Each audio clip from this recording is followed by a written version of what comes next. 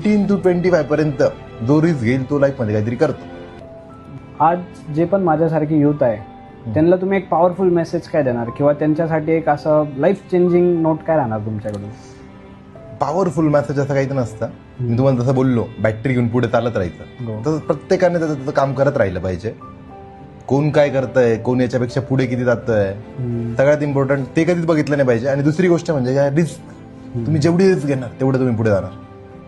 म्हणजे असं काही नाही माझ्या घरचे हे सांगताय मी त्यांचंच ऐकेल, किंवा माझ्या घरच्यांनी हे नाही सांगितलं तुम्ही दारू पितात सिगरेट पितात तेव्हा घरचं ऐकतात का? नाही ऐकत ना. ते मनाने करताय. आणि तुम्हाला बिझनेस करताना घरच्यांची परमिशन पाहिजे, हे एकदम चुकीचं आहे. म्हणजे जी गोष्ट ऐकली नाही पाहिजे ती तुम्ही घरच्यांची ऐकताय, आणि जी खरं ऐकायची गरज आहे ती ऐकत नाहीये. त्याच्यामुळे या गोष्टींवर तुम्ही फोकस केला पाहिजे की रिस्क घ्या, सगळ्यांनी रिस्क घ्या. आणि रिस्क घ्यायचं जे एज आहे ते 18 ते 25 आहे. 18 to 25